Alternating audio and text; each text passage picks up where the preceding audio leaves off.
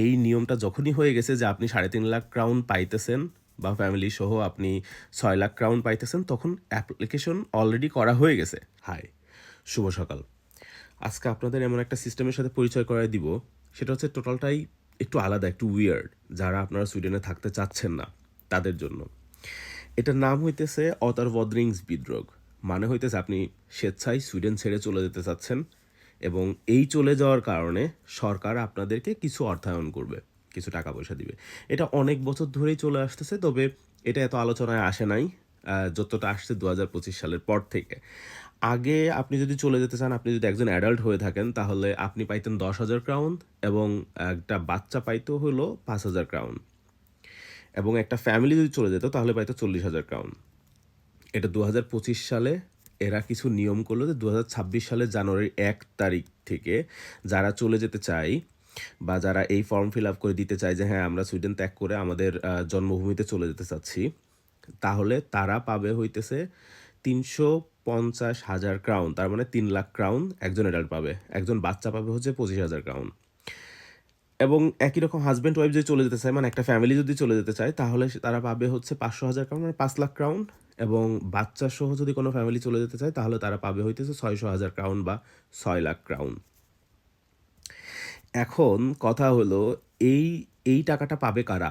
এরা সবাই পাবে না। এই টাকাটা পাবে হইতেছে তারা যারা রিফিউজি হিসাবে সুইডেনে আসছিলেন, সুইডিশ কালচারের সাথে আপনারা মিলেমিশে থাকতে পারতেছেন না, বা আপনারা অ্যাসাইলাম সিক করে এই দেশে থাকছিলেন, বা আপনারা হয়তো ফ্যামিলি রিইউনিয়নের জন্য আসছিলেন, তারপরে ব্যাক চলে যেতে চাচ্ছেন, এখানে থাকতে চাচ্ছেন না, থাকতে পারতেছেন না। এরা এটা পারবে। এবং পারবে না কারা? এই টাকাটা নিতে পারবে না কারা? এক হইতেছে আপনি যদি সুইডিশ সিটিজেন হয়ে থাকেন তাহলে আপনি পারবেন না। আপনি যদি ইইউ এর সিটিজেন হয়ে থাকেন, ইইউ এর মেম্বার হয়ে থাকেন কান্ট্রিগুলার, তাহলে আপনি পারবেন না নিতে।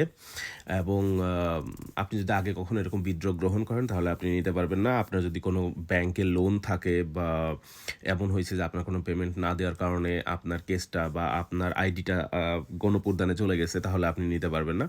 এই টাইপসের বেশ কিছু রুলস আছে, এবং এই টাকাটা যদি আপনি নিতে চান তাহলে আপনাকে কি করতে হবে? আপনার হচ্ছে migrationsbarker.com এ যেতে হবে। সেখানে 4501 নামে একটা অ্যাপ্লিকেশন ফর্ম আছে, সেটা ফিল আপ করে দিতে হবে। দেন ওরা আপনার সাথে কন্ট্যাক্ট করবে, আপনার একটা ইন্টারভিউ হবে। তারপরে আপনি কেন চলে যেতে চাচ্ছেন সেটা একটা লিখিত ওরা নিবে। দেন প্রসেস শুরু হবে। আপনি কিভাবে টাকা চাচ্ছেন, আপনি আপনার দেশ থেকে আপনি যে দেশে আপনি ব্যাক করতে চাচ্ছেন সেই দেশের একটা অ্যাকাউন্ট নাম্বার আপনাকে দিতে হবে, সচল অ্যাকাউন্ট নাম্বার। তারা সেটার সাথে কথাবার্তা বলে কত দিনের মধ্যে আপনি টাকা পাবেন, অ্যাকচুয়ালি এটা এখনও শিওর না, তবে যাওয়ার আগে হয়তো আপনি আপনার ফ্লাইট কস্টটা পাইতে পারেন। এরপরে যেয়ে ওরা হয়তো কয়েক মাস ধরে ধরে অ্যাকচুয়ালি আপনার টাকাটা আস্তে আস্তে আপনাকে দিতে থাকবে। সবথেকে মজার ব্যাপার হইতেছে, এই সব কিছু অলরেডি হইছে। এই নিয়মটা যখনই হয়ে গেছে যে আপনি ৩.৫ লাখ ক্রাউন পাইতেছেন বা ফ্যামিলি সহ আপনি ৬ লাখ ক্রাউন পাইতেছেন, তখন অ্যাপ্লিকেশন অলরেডি করা হয়ে গেছে। সেটা অ্যাপ্লিকেশন করছে কতজন? ২৭৪ জন অ্যাপ্লিকেশন করছে। এর মধ্যে র্যান্ডমলি এই ২৭৪ জনের মধ্য থেকে মাত্র ৮৪ জনের কেস ওরা চেক করছে, যে ওকে ফাইন, র্যান্ডমলি আমরা চেক করে দেখি যে কে কেমন কি অবস্থা।